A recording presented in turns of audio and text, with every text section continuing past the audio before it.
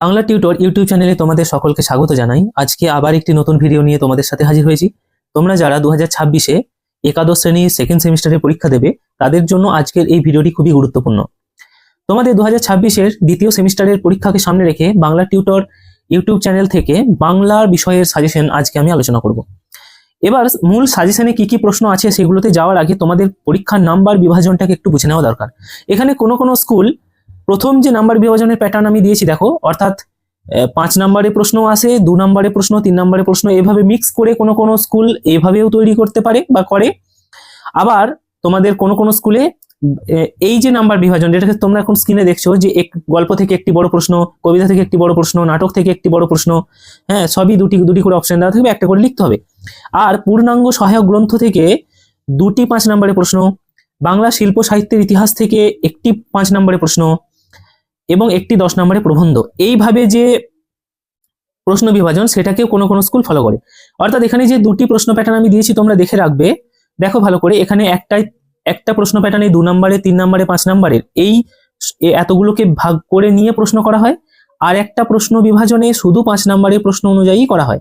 এবার কোনো স্কুল প্রথমটাকে, কোনো স্কুল দ্বিতীয়টাকে, এইভাবেই কিন্তু প্রশ্ন হয়ে থাকে।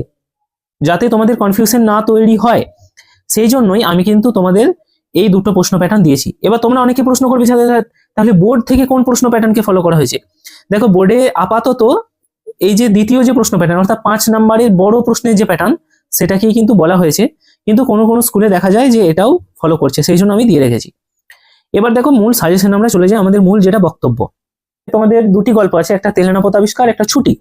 এই গল্পগুলোর ক্লাস আমাদের চ্যানেলে অলরেডি আছে। কিন্তু তোমরা যারা পুঙ্খানুপুঙ্খ ক্লাস, ডিটেল ক্লাস দেখতে চাও, এই ভিডিওর প্রথম কমেন্ট বক্সে চলে যাবে কিংবা ডেসক্রিপশন বক্সে চলে যাবে, সমস্ত গল্পের ভিডিওগুলো তোমরা লিঙ্ক পেয়ে যাবে, ক্লাস সেখান থেকে দেখে নেবে। এখন যে প্রশ্নের প্যাটার্ন সেমিস্টার হওয়ার পর থেকে প্রত্যেকটা সাহিত্যেতেই তোমরা দেখবে লাইন তুলে প্রশ্ন দেওয়ার প্রবণতা কিন্তু খুব বেশি। তাই লাইন তুলে প্রশ্ন হবেই এরকম জেনেই খুব ভালোভাবে কিন্তু টেক্সট তোমরা পড়বে। দেখো কি দেওয়া আছে, ছুটি গল্প থেকে কি কি প্রশ্ন ধরা হয়েছে দেখো। যে মা, এখন আমার ছুটি হয়েছে মা, আমি বাড়ি যাচ্ছি। উদ্ধৃত উক্তিটির তাৎপর্য যথাযথভাবে বিশ্লেষণ করো, এরকম একটা প্রশ্ন আসতে পারে। ছুটি ছোট গল্পটিতে মানুষ ও প্রকৃতি কিভাবে একাকার হয়ে গেছে তা আলোচনা করো, এরকম প্রশ্ন আসতে পারে।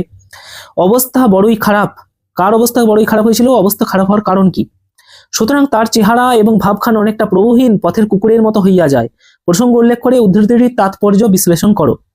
মামা, আমার ছুটি হয়েছে কি, কোন প্রসঙ্গে এবং কেন ফটিক এ কথা বলেছে তা লেখো। তুমি কবে এলে, কে কোথায় এসেছে, তিনি আসার পর কি ঘটেছিল। ফটিক, তোর মাকে আনতে পাঠিয়েছি। উক্তিটি কার, ফটিক। ফটিকের মাকে কলকাতায় আনার প্রয়োজন হলো কেন। আর একটা ছোট গল্পের বৈশিষ্ট্য উল্লেখ করে উদ্দৃষ্ট ছোট গল্পের যে বৈশিষ্ট্য তার ছকে ছুটি গল্পটা কতখানি সার্থক সেটাকে বিচার করো।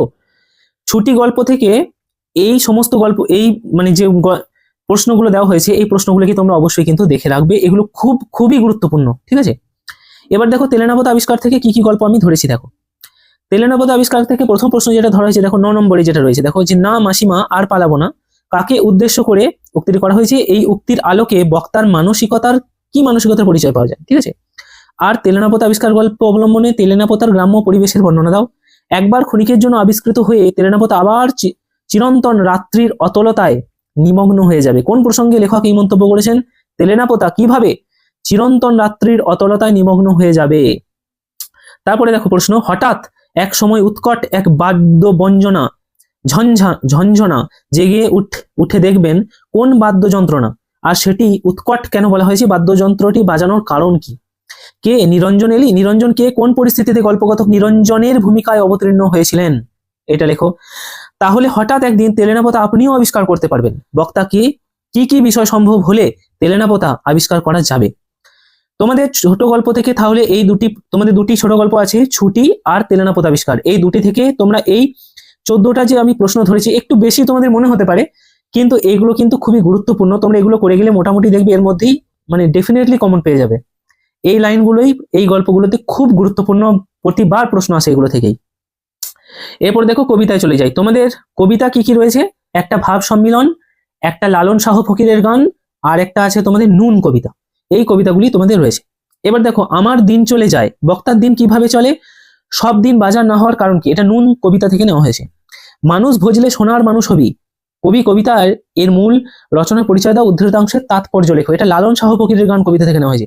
দ্বিদলের মৃণালে, মৃণাল এবং দ্বিদল বলতে কি বোঝানো হয়েছে? যাতে তরতে গেলে কি করতে হবে বলে কবি মনে করেছেন, এটাও লালন শাহ ফকিরের গান থেকে নেওয়া হয়েছে। লালন কোন সাধনার সাধক ছিলেন এবং তার গানে কোন ধর্ম সাধনা প্রকাশ পেয়েছে, তিনি কেন বলেছেন মানুষ ছেড়ে খেপারে তুই মূল হারাবি? দেখ না যেমন আলেকলতা, আলেকলতা কি? কবিতায় এমন প্রসঙ্গ অবতারণের যুক্তি কি? এটাও লালন শাহ ফকিরের গান থেকেই নেওয়া হয়েছে। তারপরে দেখো আরেকটা আছে যে মানুষ গুরু কৃপা হলে, মানুষ গুরুর হবে, হ্যাঁ, মানুষ গুরুর কৃপা হলে মানুষ গুরুকে তার কৃপা কিভাবে লাভ করা সম্ভব, সেটা কবিতা অবলম্বনে লেখো। এরকম প্রশ্ন আসতে পারে। বাড়িতে ফেরার পথে কিনে আনলাম গোলাপ চারা, এটাও নুন কবিতা থেকে নেওয়া হয়েছে। কবিতায় গোলাপ চারা কিসের প্রতীক? যে জীবন বোধের কথা এখানে প্রকাশিত হয়েছে তার পরিচয় দাও। তত সুখ ভেলো, ভেলো কথার অর্থ কি? এটা ভাব সম্মিলন, তোমাদের যে কবিতাটি সেখান থেকে নেওয়া হয়েছে। আর কার সুখ এলো, সুজনক দুঃখ দিবস ও দুই চারি, উক্তির তাৎপর্য লেখো। কি কহবরে সখী আনন্দ ওরা, বক্তাকে এবং কাকে এই আনন্দের কথা জানাচ্ছেন, তার অসীম আনন্দের সীমা কেন নেই, এটা লেখো। আমরা তো সামান্য লোক, কোন প্রসঙ্গে কথা বলেছে? এটা নুন কবিতা থেকে নেওয়া হয়েছে। কবিতায় আমরা নামক শ্রেণী এবং সামান্য লোক কথার মধ্যে কি বক্তব্য প্রকাশিত হয়েছে, মানে তাৎপর্য লেখো। টান দি গঞ্জিকাতে, গঞ্জিকায় টান রাত্রিতে কেন দিতে হয় বা দেওয়া হয়? বারবার গঞ্জিকা সেবনের মাধ্যমে বক্তার কিরূপ মানসিকতা প্রকাশ পেয়েছে? আঁচড় ভরিয়া যদি মহানিধি পাই, মহানিধি পাই বলতে এটা কোথা থেকে নেওয়া হয়েছে? এটা ভাব সম্মিলন থেকে নেওয়া হয়েছে, ঠিক আছে কবিতা। মহানিধি বলতে কি বোঝানো হয়েছে? কোন পরিস্থিতি রাধা কি করতেন বলে জানিয়েছেন। চিরদিনই মাধব মন্দিরে মোর, মাধব ও মন্দির বলতে কি বোঝানো হয়েছে? সত্যি কি মাধব চিরকাল মন্দিরে অবস্থান করছেন? এটাও ভাব সম্মিলন কবিতা থেকে নেওয়া হয়েছে। আর একটা, অথবা এটাই আরেকটা প্রশ্ন আসতে পারে, ভনয়ে বিদ্যাপতি, বিদ্যাপতি তার ভণিতায় কি বলছেন? সত্যি কি শ্রীকৃষ্ণ চিরকাল রাধার মন্দিরে অবস্থান করবেন? আলোচনা করো। এবার নাটক, তোমাদের একটি মাত্র নাটক আছে, সেটা হচ্ছে আগুন, আগুন নাটক। সে আগুন নাটকটি সম্পর্কে একটু দেখে নাও কি কি প্রশ্ন তোমাদের আসতে পারে, খুবই গুরুত্বপূর্ণ প্রশ্ন কি কি রয়েছে। আগুন নাটকের চতুর্থ দৃশ্যে হরে কৃষ্ণ ও মনোরমার সংলাপের যে ছবি ফুটে উঠেছে তা নিজের ভাষায় লেখো। আর তাও যে পাবো তার কোনো স্থিরতা নেই, দৃষ্ট বক্তাকে বা ব্যক্তিকে, তার সংশয়টি কিসের জন্য, তার এরূপ সংশয়ের কারণ কি ছিল? গণনাট্য আন্দোলনের আঙ্গিকে আগুন নাটকের সার্থকতা কতখানি তা বিশ্লেষণ করো।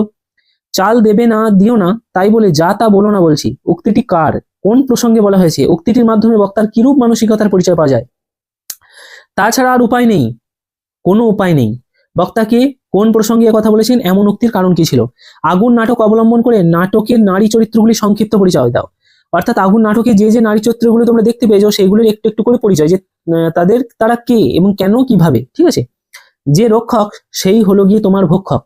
আগুন নাটকের উক্তিটি কাকে কোন প্রসঙ্গে করেছেন, এরূপ উক্তির কারণ কি ছিল ব্যাখ্যা করো। এখন বাঁচতে হবে, বাঁচতে হলে মিলেমিশে থাকতে হবে, ব্যাস। বক্তা কোন প্রসঙ্গে উক্তি করেছেন, উক্ত উক্তির আলোকে বক্তার কি ধরনের মানসিকতা পরিচয় পাওয়া গেছে লেখো। আগুন নাটকে মধ্যবিত্ত পরিবারের জীবন চর্চা যেভাবে উদ্ভাসিত হয়েছে তা নিজের ভাষায় লেখো। আগুন আগুন জ্বলছে আমাদের পেটে, উদ্ধৃতাংশে বক্তাকে কোন প্রসঙ্গে তারা এমন মন্তব্য করেছে বিশ্লেষণ করো। আর একটা আছে পূর্ণাঙ্গ সহায়ক গ্রন্থ, তোমাদের যে পূর্ণাঙ্গ সহায়ক গ্রন্থ আছে সেটা হচ্ছে পঞ্চতন্ত্র নামের একটি গ্রন্থ আছে, সেখানে কিছু কিছু জায়গা তোমাদের পাঠ্য আছে।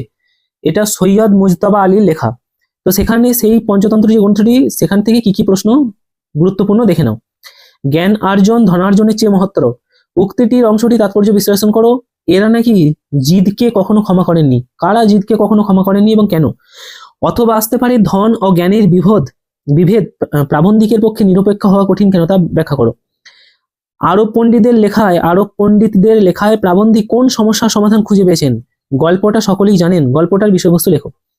তাই দিয়ে গড়া হিটলার চরিত্র বর্ণনা, হিটলারকে তাই দিয়ে গড়া বলতে কি বোঝানো হয়েছে? গৌরচন্দ্রিকা কি? কিন্তু আরেকটি কথা তার চেয়েও সত্য কথাটি কি এবং কিসের চেয়েও সত্য বলে প্রাবন্ধিক মনে করেছেন? প্রবন্ধে রবীন্দ্রনাথের সাহিত্যকৃতি ও দূরদর্শিতার যে পরিচয় পাওয়া যায় তা আলোচনা করো। তার কারণ বিশ্লেষণ করতে গিয়ে বারবার হার মেনেছি, কিসের কারণ বিশ্লেষণ করতে গিয়ে? কার কখন বিশ্লেষণ ক্ষমতা লোপ পেয়েছে বলে মনে হয়েছে, ঠিক আছে। তারপরে সুখ দুঃখে দু চারটে কথা বলে ফেললেন, কে সুখ দুঃখের কথা বলেছিলেন এবং কেন? কোন প্রসঙ্গে প্রাবন্ধিকের কেন সত্যি বলে মনে হয়েছিল? প্রাবন্ধিক কলকাতাকে আজব শহর বলেছেন কেন? ফ্রেঞ্চ বুকশপ বোধহয় হাতির দাঁতের মতো। প্রাবন্ধিকের এরূপ মন্তব্যের কারণ কি ব্যাখ্যা করো। চোখ বাড়াবার পন্থাটি কি, কোন চোখ, আর তা কোন পথে বাড়ানো সম্ভব? ফ্রান্সের সঙ্গে সাধারণ লোকের তফাৎ দিকটি উল্লেখ করো। ফরাসিরা কিভাবে বইয়ের প্রতি প্রকৃত সম্মান দেখায় তা উল্লেখ করো। প্রতিশোধের ব্যবস্থাও করে গিয়েছিলেন, কে কিভাবে প্রতিশোধের ব্যবস্থা করে গিয়েছিলেন? আড্ডা প্রবন্ধ অনুযায়ী ফরাসি হুঁকোর বর্ণনা দাও।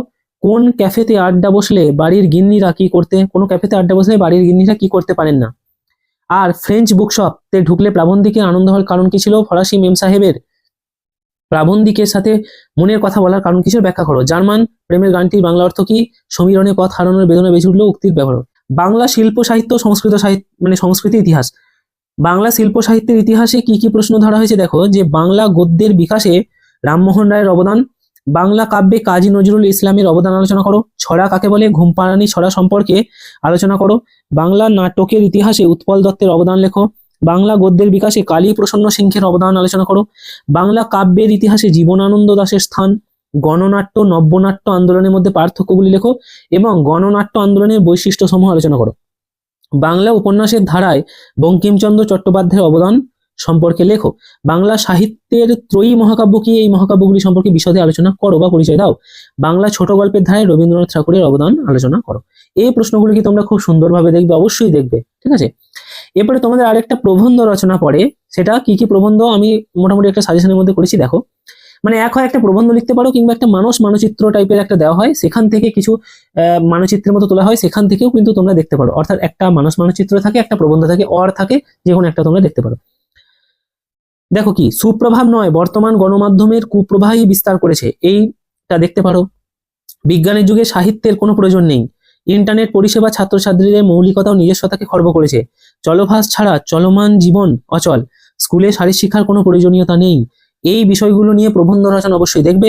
আর মানস মানচিত্র ক্ষেত্রে বাংলার উৎসব, পরিবেশ দূষণতার প্রতিকার, ছাত্র জীবন, বিজ্ঞান কুসংস্কার, অরণ্য ও অরণ্য প্রাণী সংরক্ষণ, এই সমস্ত বিষয়গুলো কিন্তু তোমরা অবশ্যই দেখবে, ঠিক আছে, দেখে রাখবে। অবশ্যই এই বিষয়গুলোকে কিন্তু করে যাবে। একটু ভিডিওটি দীর্ঘায়িত হয়েছে, তার জন্য সত্যি কিছু বলার আমার নেই, কারণ অনেক প্রশ্ন রয়েছে। সাহিত্যের জন্য আমি আবারও তোমাদেরকে একটি ওয়ার্নিং দিচ্ছি যে অবশ্যই টেক্সট ভালো করে পড়ে যাবে, প্রশ্ন ঘুরিয়ে দিলেও নিজেরা কিন্তু করে আসতে পারবে। এই পর্যন্ত আজকের এই ভিডিওটি, যদি কিছু বলার থাকে অবশ্যই তোমরা কমেন্ট করে জানাবে। আর এই পর্যন্ত দেখার জন্য অসংখ্য ধন্যবাদ।